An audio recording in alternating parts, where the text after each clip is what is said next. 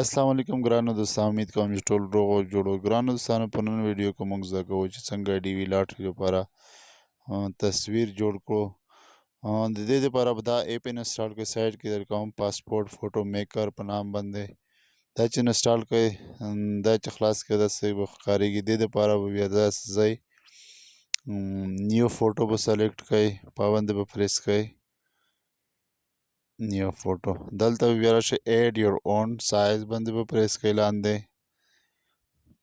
خپل سایز به ځان ته منتخب کړئ دا په دې کې ویډث کې به تاسو ولیکئ 600 به دلته ولیکئ او په هایټ کې به هم تاسو 600 ولیکئ ډن باندې به پریس کړئ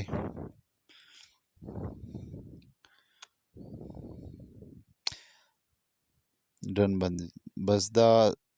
تاسو سلیکشن وکړو بیا به دلته لاندې تاسو ګیلري باندې پریس کړئ چې کوم تصویر مو تاسو وباسلی د موبایل باندې هغه به سلیکټ کړئ بیا به سټارټ ایډیټ باندې به پریس کړئ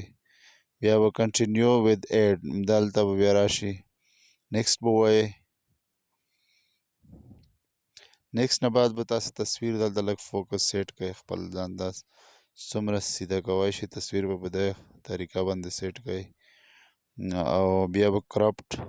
پاس په کرپټ باندې به پریس وکړئ تصویر به کرپټ شي دې نه بعد به نیکسټ ووایئ بیا په خپل هغه کې به پرېږدئ نیکسټ به ووایئ بیا به سیو ووایئ دلته یو مهم پوینټ دی چې تاسو به تصویر سایز چې ده د لاندې د 250 MB نه به تاسو زیات نه کوئ مطلب 250 نه چې څومره کم وي خیر دی خو 250 نه به زیات نه کوئ هلته بیا نه اخلي او زه دا سیټ کوم په 217 باندې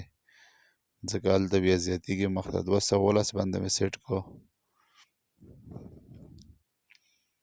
او سیو باندې به پریس کړي بیا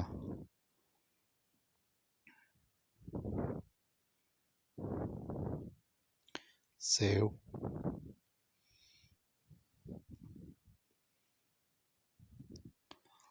ښه دې نه بعد به بیا تاسې ډن باندې پریس کړئ پاس ډن باندې به پریس کړئ ډن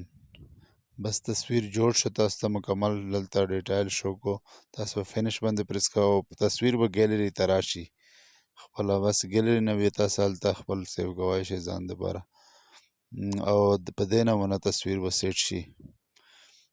بس نورو معلوماتو دپاره پلیز زما چینل سبسکرایب کړئ بیل آیکن آن کړئ موږ ډېر معلوماتي ویډیو دلته اپلوډوو انشاءالله په آینده کې به نور داسې معلوماتي ویډیو وي تاسو دپاره بیا اپلوډ کوو مننه